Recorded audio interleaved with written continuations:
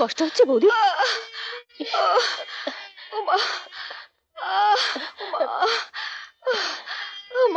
কি যে করি।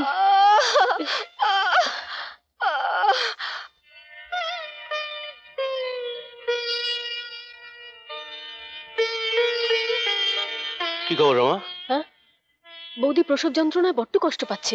আর বোধহয় বেশি দেরি নেই। বৌদিকে এই অবস্থায় ফেলে জীবনদা কোথায় গেলেন? কোথায় আর যাবে রমা?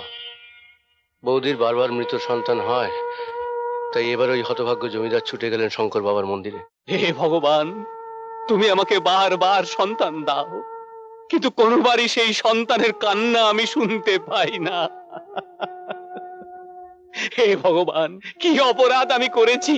আমার স্ত্রীর কোল জুড়ে বারবার শুধু মৃত সন্তানই আসে। হে ভগবান, কেন তুমি তোমার এই ভক্তকে বারবার নিরাশ করো?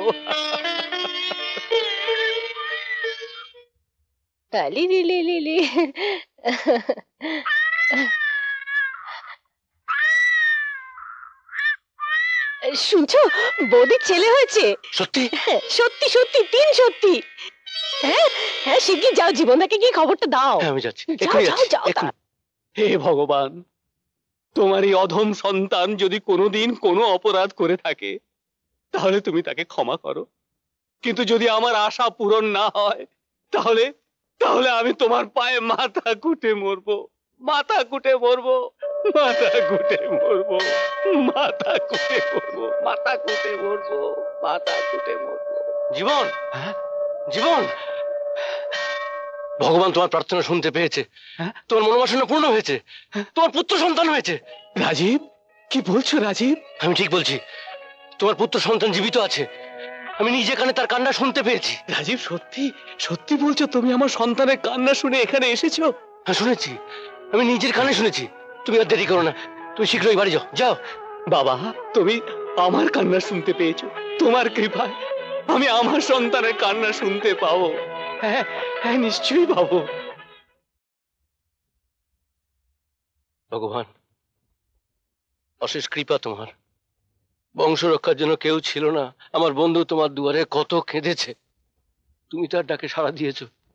তোমার চরণে শতকোটি প্রণাম।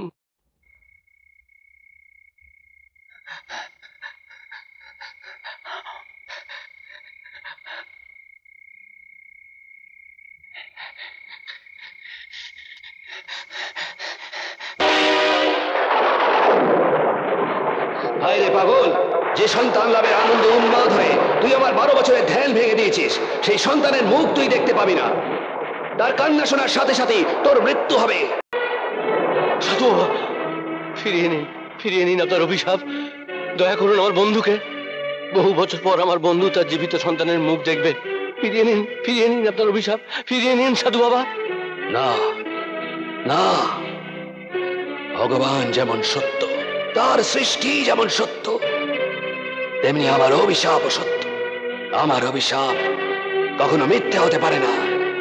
সাধু বাবা, সাধু বাবা, সাধু বাবা, সাধু বাবা, সাধু বাবা। জীবন, জীবন, যে করেই হোক আমার বন্ধুকে মৃত্যুর হাত থেকে রক্ষা করতেই হবে। জীবন, জীবন, জীবন। দাঁড়া, আজ যা দেখলি, আজ যা শুনলি, তা যদি কোনোদিন কারোর কাছে প্রকাশ করিস, তাহলে তোরও মৃত্যু হবে। সাধু বাবা। হ্যাঁ, আর যে কথা শুনবে সেও শোনার সঙ্গে সঙ্গে অভিশপ্ত হয়ে যাবে। এ কথা প্রকাশ করার ক্ষমতা তার থাকবে না। সাধু বাবা, সাধু বাবা, তুমি কোথায়? সাধু বাবা, সাধু বাবা, সাধু বাবা।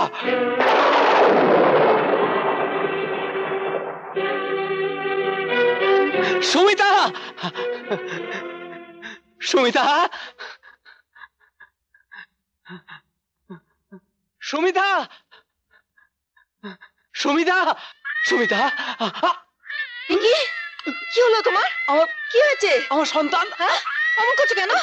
কি হলো? আরে, আমি কি করবো? কি হয়েছে তোমার? এই দেখো, অমন করছো কেন? কি হয়েছে? হ্যাঁ, না, না।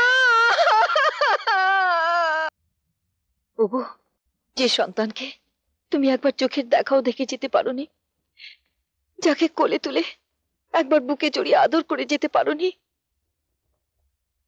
আজও 8 বছরে পা দিয়েছে। আজ ওর জন্মদিন।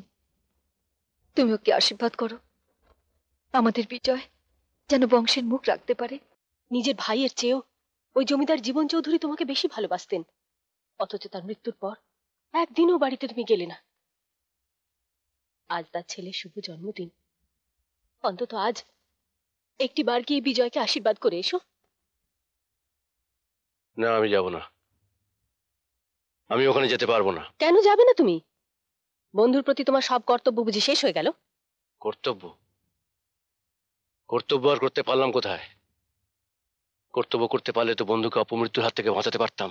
অপমৃত্যু? এসব কি বলছো তুমি?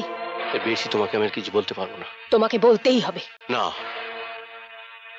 যে যন্ত্রণা 8 বছর ধরে আমি বুকে নিয়ে বেঁচে আছি, যে ঘটনা আমার কাছে একটা দুঃস্বপ্ন বলে মনে হয়, তা আমি কাউকে কোনোদিন বলতে পারবো না। আমার ভেতরটা জ্বলে পুড়ে খাক হয়ে গেলেও তোমাদের মঙ্গলের জন্য এ কথা আমি কখনোই প্রকাশ করতে পারবো না। আমাদের যত অমঙ্গলই হোক, আজ এই মুহূর্তে তোমাকে সব কথা খুলে বলতেই হবে, নইলে আমি জানবো আমাকে তুমি অবিশ্বাস করো। আজ 12 বছর ধরে তুমি আমার সঙ্গে ঘর করছো, তুমি এ কথা কি করে ভাবলে যে আমি তোমাকে অবিশ্বাস করি? কেন ভাববো না? আমি তোমার স্ত্রী, তোমার সব কথা জানার অধিকার আমার আছে। তোমাকে সব কথা খুলে বলতেই হবে। জেদ করো না রমা, এ কথা শুনলে তুমি অভিশপ্ত হবে। আমি তোমার কোনো ক্ষতি হতে দেবো না, কারণ আমি তোমাকে প্রাণের চেয়েও বেশি ভালোবাসি। আমি বিশ্বাস করি না তুমি আমাকে প্রাণের চেয়েও বেশি ভালোবাসো। রমা, যদি ভালোবাসতে, যদি স্ত্রীর মর্যাদা দিতে, তাহলে আমার কাছে কোনো কিছু গোপন করতে না। স্বামী হয়ে তুমি আমাকে ঠকিয়েছো। যদি আজ এই মুহূর্তে সব কথা খুলে না বলো, তাহলে আমি এ বাড়ি ছেড়ে চলে যাব। আমার ভালোবাসাকে অস্বীকার করে চলে যেতে যাও রমা? এই যদি তোমার ভালোবাসার মাপকাঠি হয়, তাহলে শোনো, 8 বছর আগে বিজয়ের জন্মের খবর পেয়ে আমার বন্ধু জীবন পাগলা বাবার মন্দির থেকে ছুটে যাচ্ছিল চৌধুরী ভিলার দিকে। এরপর আমি অনেক অনুনয় বিনয় করি। না না, ভগবান যেমন সত্য, তার সৃষ্টি যেমন সত্য, তেমনি আমার অভিশাপও সত্য। আমার অভিশাপ কখনো মিথ্যে হয় না। কিন্তু বাবা তার অভিশাপ ফিরিয়ে নিলেন না। আজ যা দেখলি, আজ যা শুনলি, তা যদি কোনোদিন কারোর কাছে প্রকাশ করিস, তাহলে তোরও মৃত্যু হবে।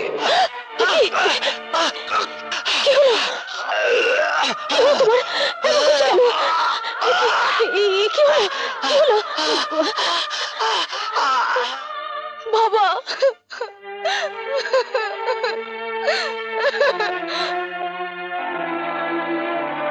মা, যেও না মা, মা, যেও না মা, মা তুমি আমার ছেড়ে যেও না মা।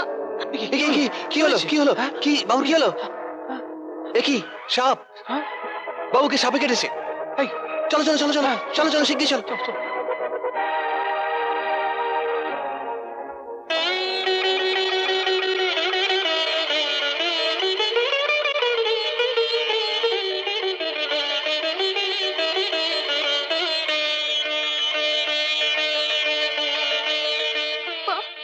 মা গো মা, তুমি আমাকে ফেলে কোথায় গেলে? কোথায় গেলে? না রানীমা, সমস্ত এলাকা তন্ন তন্ন করে খুঁজলাম, কিন্তু রাজীববাবুর স্ত্রী ও তার মেয়ে পূজাকে কোথাও খুঁজে পেলাম না। মা, কিরে মা মা বলে কাঁদছিস কেন রে বেটি? কোথায় গেছে তোর মা?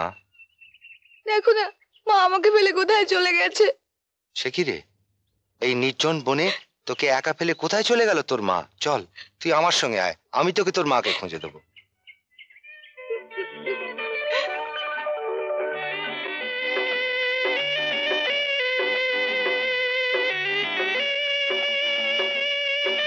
এই মেয়েটি কে সর্দার?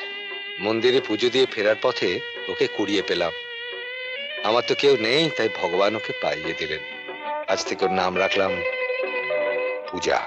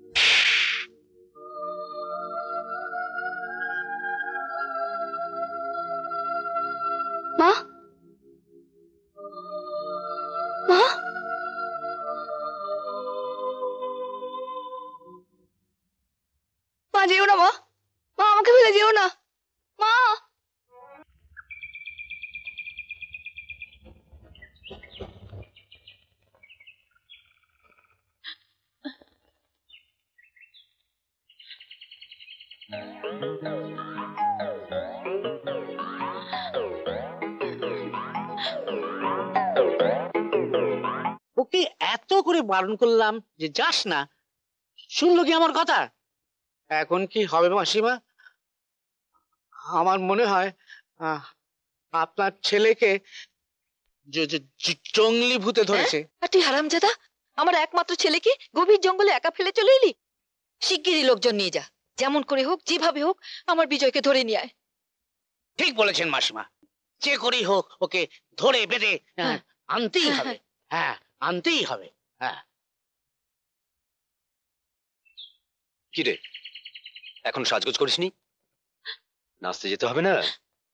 তোকে না কতবার বারণ করেছি, আমার গায়ে হাত দিয়ে কথা বলবি না।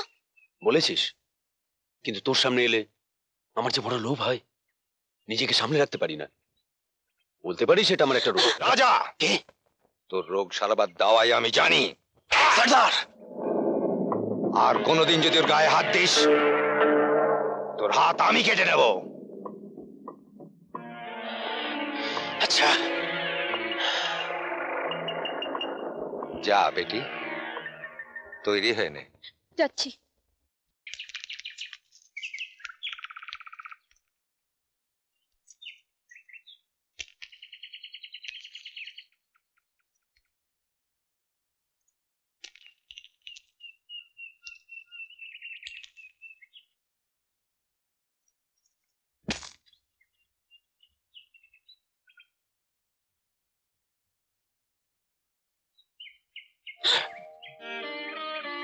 অনেক টাকা না বাবুজি?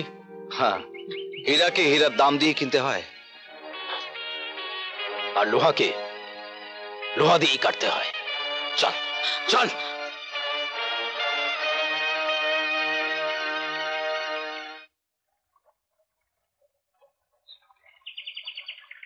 অমন করে কি এত ভাবছিস রে?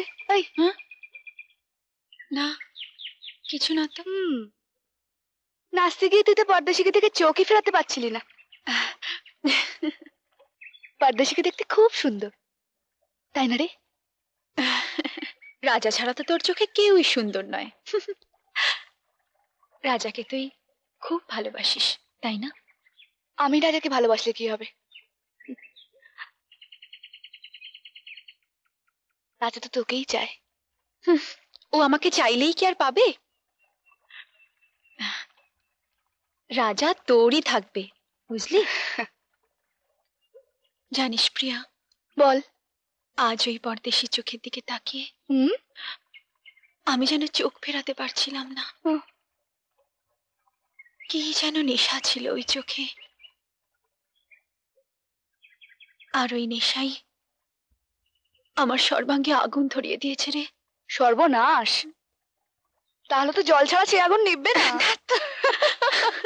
চল চল চল, আয়। ওকে একদম বিশ্বাস করবেন না মাসিমা, ওকে জঙ্গলি ভূতে ধরেছে। মিথ্যে কথা মা, আমাকে ভূতে ধরবে কেন? এখন ওকে ভালো করে ঝাড়তে হবে ওজা দিয়ে। এই তো আমি এসে গেছি। এ বাবা, ও বাবা, তুই কে? এই তো আমি শোনো, ওঝা। একদিনের মধ্যে ভূত তাড়াতে হবে, এ কথা মনে থাকে যেন।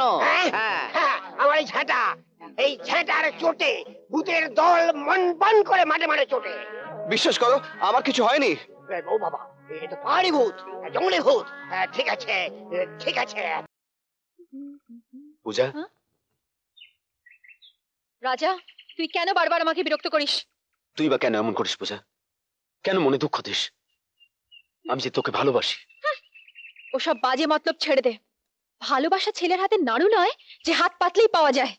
দেখ, যদি বেশি বাড়াবাড়ি করিস বাবুজিকে বলে দেবো, বুঝেছিস? সর্দারকে বলে দিবি তুই তো তুরুপের দাস। তুই আছিস বলেই সর্দারের সর্দারি আছে। রাজা, তুই কি ভেবেছিস সর্দারকে শেষ করতে পারলেই তুই পূজাকে পেয়ে যাবি? পূজাকে তুই কোনোদিনই পাবি না। প্রিয়া! হ্যাঁ হ্যাঁ রাজা, পূজার আশা তুই ছেড়ে দে। আমার দিকে ভালো করে তাকিয়ে দেখ, কি নেই আমার? হ্যাঁ, তোর সবই আছে, হুম, কিন্তু পূজার রূপের ঝলক তোর মধ্যে নেই। ওর রূপে আগুন আছে, আগুন আছে রে প্রিয়া, আগুন। তা অবশ্য আছে, তবে ওই রূপের আগুনে তুই একদিন জ্বলে পুড়ে খাক হয়ে যাবি। জেনে রাখিস। খোল খোল তাড়াতাড়ি। দেখ বিজয়, তোকে বিশ্বাস করে আমি দড়ি খুলে দিয়েছি, আমার আবার 12টা বাজিও না। বললাম তো তুই শুধু শুধু ঝামেলা করছিস। আমি মিথ্যে বলি?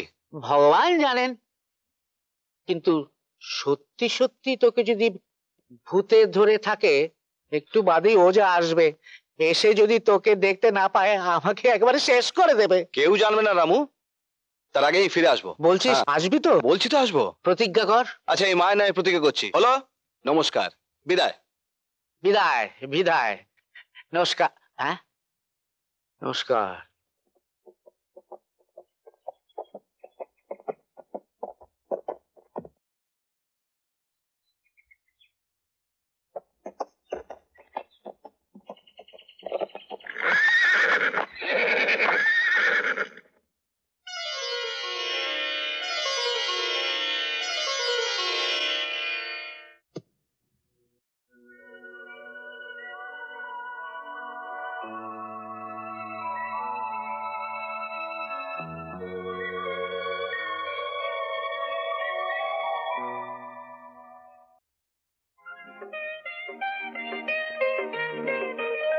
এই, তোদের দুজনের মধ্যে কে আমাকে ভালোবাসিস? আমি আমি আমি আমি আমি বলছি। তাই নাকি? তুমি আমার, তুমি আমার, তুমি আমার, তুমি আমার, ও আমার, ও আমার। ও আমার বলছি না। এই ভালো হচ্ছে না, ভালো হচ্ছে না বলছি। এই দেখো, একটা সামান্য ব্যাপার নিয়ে কেউ মারামারি করে? তার চেয়ে বরং আমি তোদের একটা পরীক্ষা নিই। নাও।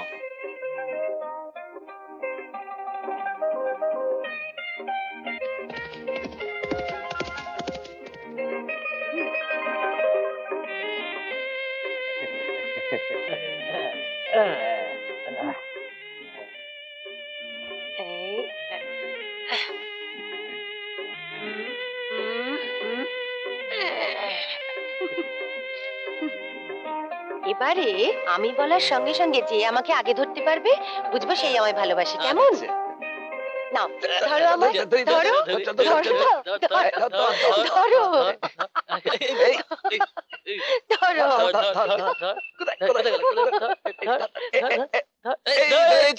মেয়ের মুখে দাঁড়ি, এসব কি হচ্ছে? ঠিক মতন পাহাড় দে। যা যা।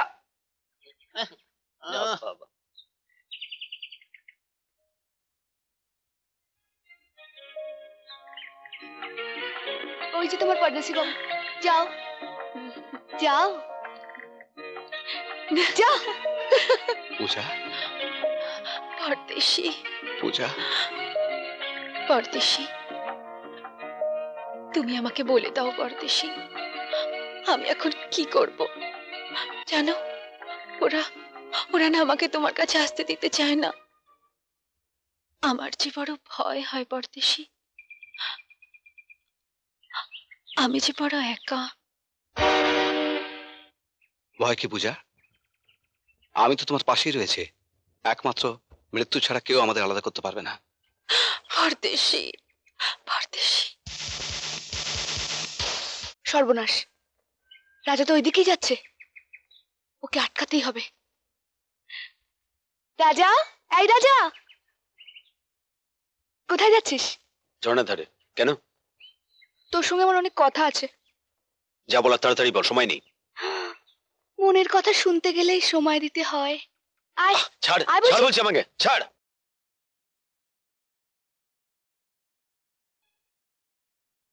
রাজা, ওই পর্দেশে আবার এসেছে, পূজার সঙ্গে দেখে এলাম। কি বললি? যা, দলের সবাইকে খবর দে। রাজা, যাস না রাজা, তুই যেতে পারবি না। প্রিয়া, না।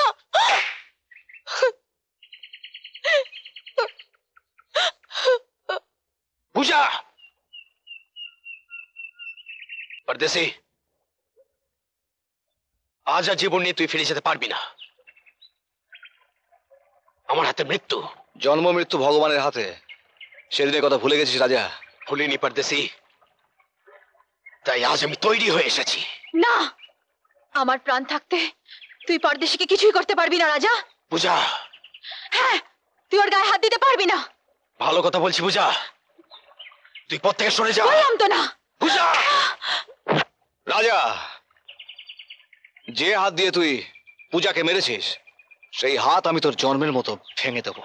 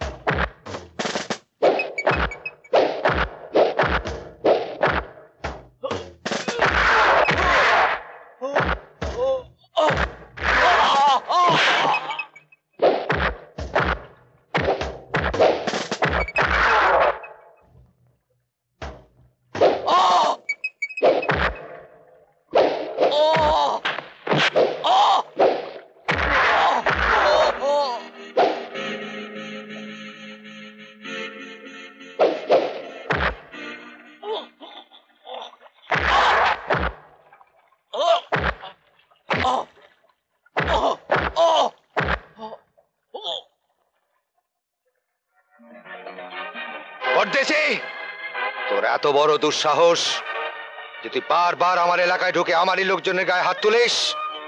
আজ আমি তোকে এমন শাস্তি দেব যাতে ওই সাহস কোনোদিন না হয়। বাবুজি, বাবুজি ওকে ছেড়ে দাও বাবুজি, ওর কোনো দোষ নেই বাবুজি, ওকে ছেড়ে দাও, ওকে ছেড়ে দাও বাবুজি, বিশ্বাস করো ওর কোনো দোষ নেই, ওকে ছেড়ে দাও। পরদেশী, আমার এই হাত তুই ভেঙে দিতে চেয়েছিলি, এখন এই হাত দিয়ে তোকে একটু মেরামত করে দিচ্ছি। আজ তোর একদিন কি আমার একদিন, নিয়ে চলে কে? বাবুজি, এত বড় শাস্তি যদি তুমি আমায় দেবে, তাহলে বলো কেন সেদিন পথ থেকে আমায় কুড়িয়ে এনেছিলে, কন্যা স্নেহে আদর দিয়ে তোমার বুকে ঢাই দিয়েছিলে বাবুজি। পূজা, আমি যদি তোমার নিজের মেয়ে হতাম, তুমি পারতে তাকে এত বড় শাস্তি দিতে? না, তুমি পারতে না বাবুজি, তুমি তুমি কখনো পারতে না, তুমি কোনোদিনও পারতে না, পারতে না বাবুজি। দলের সর্দারকেও দলের নিয়ম মানতে হয় বেটি। পরদেশকে ভালোবেসে তুই অন্যায় করেছিস, সবাই তোর বিচার চেয়েছে, আর সে বিচার আমাকেই করতে হবে। তুই আমার নিজের মেয়ে হলেও সে বিচার আমাকেই করতে হতো।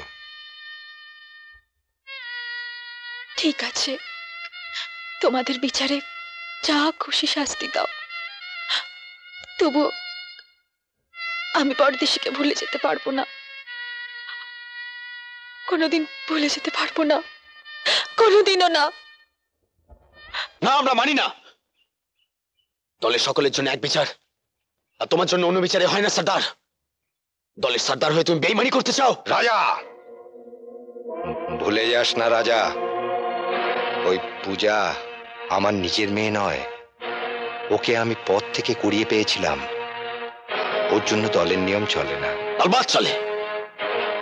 এই তাঁবুতে যে থাকবে, এই তাঁবুর নুন যে খাবে, তাকে দলের নিয়ম মেনে চলতেই হবে। রাজা,